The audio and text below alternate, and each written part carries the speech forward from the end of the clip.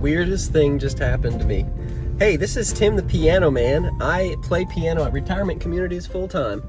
I am leaving a gig in Jackson, Mississippi, heading to another one. To be specific, Ridgeland, Mississippi is kind of the suburb of Jackson. But lucky for me, it's farther north, so that's less travel time. So sometimes a resident at a gig will invite you to lunch or to dinner. And my opinion, my advice, is that it's okay either way. It's not going to affect whether or not they book you again whatsoever. However, if you're hungry and you want to eat, and you don't mind talking with the old folks, then take them up on it. You'll meet some interesting people. Now, I've only done this a couple times, just a couple times. More often than not, I will get a meal in a to-go box if I play during lunch or dinner. But maybe of all the meals that I get, I'd say about 60, 65, 70% are to-go boxes. The other maybe 30% is meals with the residents. And so if you are playing at a retirement community and you're invited to eat with the residents. If you're invited to eat with the residents and you feel like doing it, then do it. Take them up on it. Be polite. But here's the thing. Don't get too involved with their lives. All right? You're still a professional. You know, you can be friendly without getting too close. Now, the reason that I think that that's a good idea is you can be cordial and polite and, you know, share things about your life, you know, talk about your family, your interests, ask them about their family and their interests. And sometimes they just want to talk. Oftentimes they're lonely. Sometimes they're just genuinely curious or very sociable. So if you have the meal, be polite, and then when you're done, thank them, say it was good company, and you got to get going. And it's no harm in doing that. Actually, I do think that if you get too close to them, it can be kind of harmful, because then, you want to keep it cordial and polite, because if you get too close to them, then it might seem like you are trying to use that relationship as a way to get the gig, to get asked back. When in fact, the things that are going to get you asked back are how well did you play, how well did you entertain, and how well did you conduct the business side of the venture, of the whole thing. So that's it. Part of entertaining too is talking with people after the show. But it doesn't have to be. They want to talk with you, and it's a good thing, and they'll thank you. But don't get too close. That's my advice.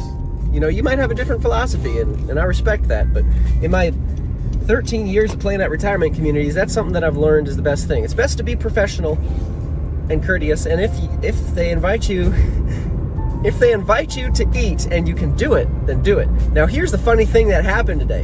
This is crazy. I was leaving my gig, and a gentleman comes up to me, front row, and he has money in his hand. Now, every once in a while, a resident will hand me a tip. It's not that unusual, but it is unusual. But it's not like it never happens, because it does happen sometimes. But he had some cash in his hand. I don't know if he was holding on to that cash for the entire performance. That would have been weird, right?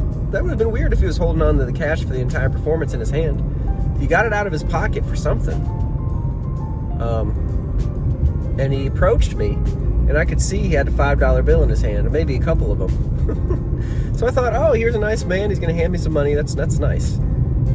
But what's really funny, and also kind of sad, but I'll let you decide what you think about this. He didn't hand it to me.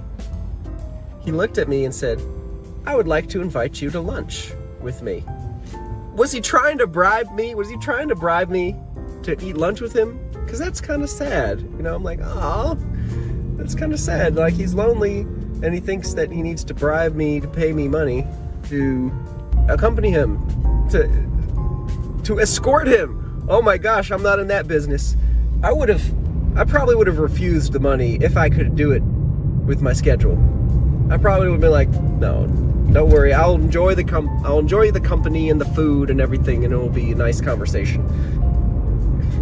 Anyways, but I looked at him and I said, I'm very grateful for the invitation. I would love to take you up on that. However, my schedule will not allow me to do that, as I'm due at another appointment in a few minutes that I need to leave for. It might have sounded contrived. It was the truth, but it might have sounded like rehearsed or contrived, because I do say that sometimes. And here's the gray area, y'all. Well, sometimes I'll say that. I'll say, I'd love to take you up on that. However, I can't because I have an appointment that I have to get to. That's my kind of like my go-to excuse if I need to decline an invitation. The reason being is that they don't know what kind of appointments are on my calendar. It could just be an appointment with me taking myself out to coffee, or me just going to a thrift store, okay? Sometimes I just need to do that between gigs, and I don't want to disappoint them, so I'll say I have an appointment that I need to get to. So that's the gray area.